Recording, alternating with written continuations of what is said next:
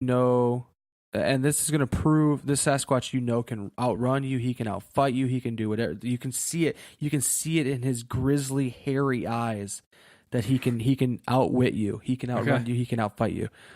And you know that this is your only chance to prove that Sasquatch is alive and exists, and you are going to be a hero. Okay. But if you kill him, you go to jail. Okay. What do you do? I take off my glove, I throw it at him, and I challenge him to a duel. Yeah, you duel. Yeah, you're fucking Aaron Burr that shit, right? Or Alexander Hamilton that shit. Yeah, no, I mean, that's like discovering aliens and Take not being able, leader.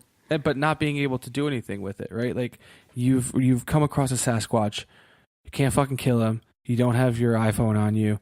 What do? You have to try to kill him, but you know you're gonna. Why don't you have your iPhone on you?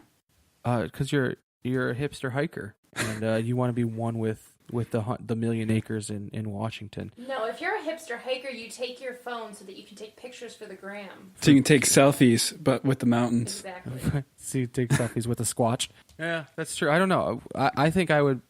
I don't know. I mean, much like the pig argument, as much as I don't want to kill the pig, it would be fucking awesome to watch somebody try to catch a pig that's greased up.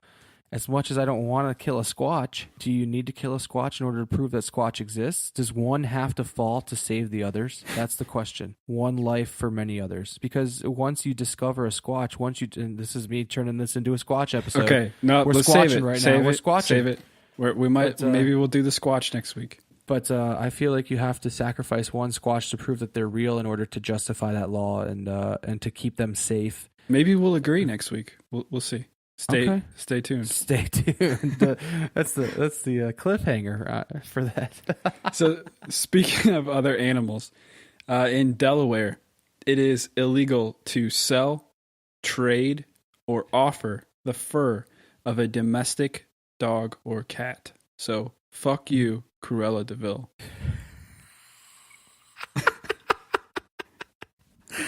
I think we should do an episode just filled with your jokes. Like, do you remember like Uncle John's like bathroom reader or something that used to exist back in the day where like everybody had it in their bathroom? You just pick it up and read like one of those funny jokes out of there. I think you should probably do one of those. I have no clue what you're talking about. You so don't? this offense could result in a fine of $2,500 and the really stiff penalty of not being able to own a pet for 15 years. That'd be devastating. But in what case do you sell cat or dog fur? Like it doesn't make for good anything, really. I think you do this if you buy a dog and you think it's a very special poodle or whatever, and you find out it's a giant rat. So you skin that fucker and you sell its hide. But again, I question, would that be illegal because it's not actually a dog? Ooh, that's deep.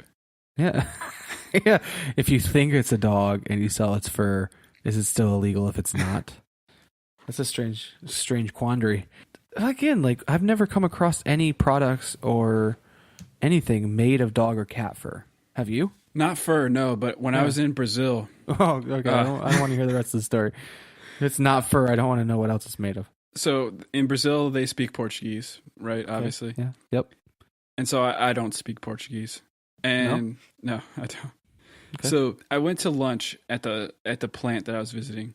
And on the menu, it was basically the English word schnauzer. Yummy. Yeah. And it was like ground beef. Yeah. Consistency. Did you eat it? Yeah. Yeah. How was it? I mean, it tasted like ground beef, but it was like served over rice. Ooh. So it was like... was there any like dressing or gravy or anything? It was in like a gravy. Yeah. Yeah. So I may or may not have eaten dog. I don't know.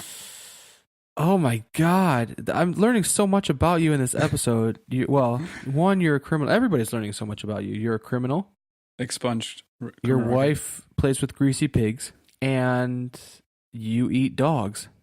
This is like the come to Jesus episode for you. Yeah, you really got to take a look back at this episode and re-examine your life. I'm an onion, man. You just got to peel back all the layers. You ate a fucking dog, man.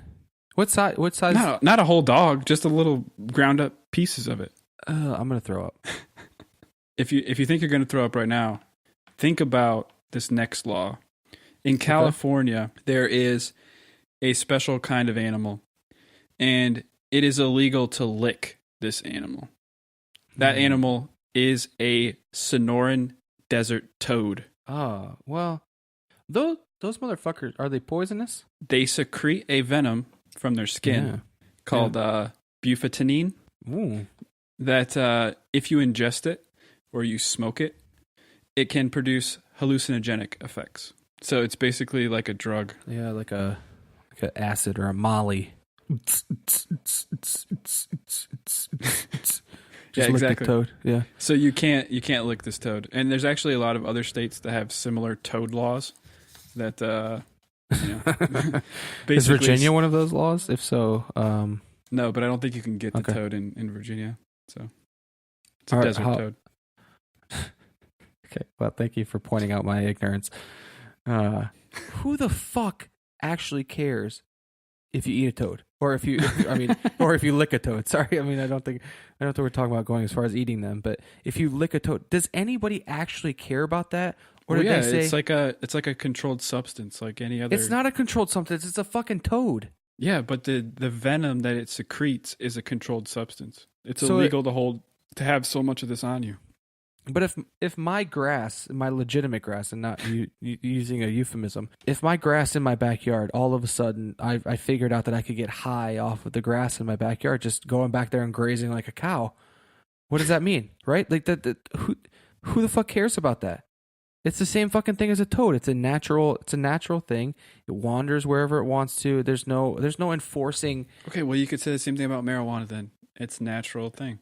Yeah, well, maybe I am, Adam. Maybe I am.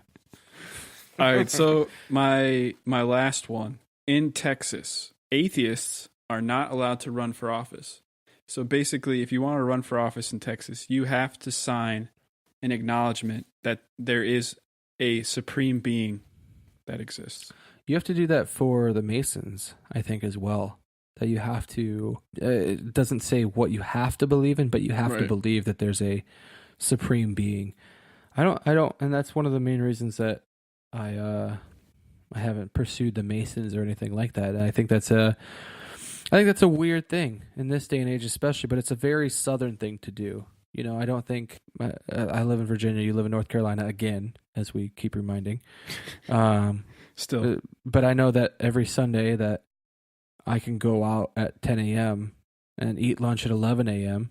and nobody is out anywhere. And then after church, after the good people have gone to church, they come out and go to brunch, and then everything's busy again. So I can understand how a southern state would incorporate you have to believe in a higher being, because it's just the way of life down here. Yeah, but I think it's bullshit though. But yeah, me too. I think it's bullshit as well, but I can understand it.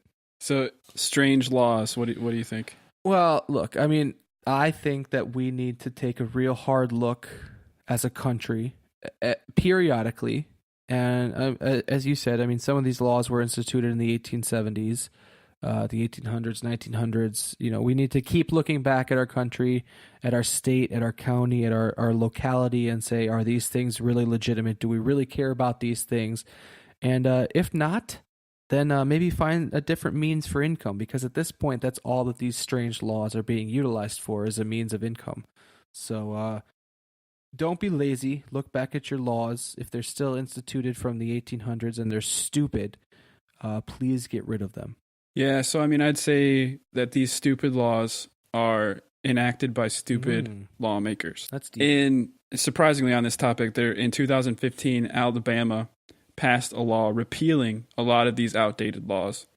And some of them were really stupid too. Like, you know, they banned marathons or selling chickens after dark or attending a bear wrestling match. They like got rid of all these stupid laws. And I also wanted to remind everyone that, you know, we can do this too, like Alabama, and get rid of all these and make good laws. We have an election coming up in a month or so. Wow.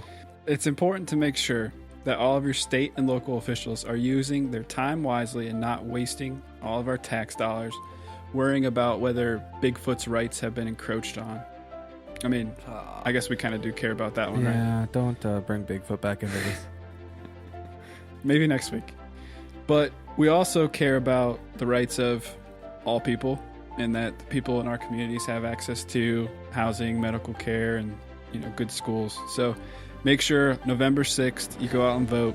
We'll post some links on how to register and find your polling place in our social media pages. If you don't want stupid laws like these, I encourage you to exercise your right to vote. Why do I feel like my answer is so much more insufficient now? Because it was. Thanks a lot for listening. Stranger Than Fiction is the brainchild of Chase Ferris, Allison Davila, and me, Adam Davila. We would love to hear from you on one of our social media accounts. You can find us at Stranger Than Fiction Podcast on Facebook and Instagram, or at STF Talk on Twitter, or check out our website, stftalk.com.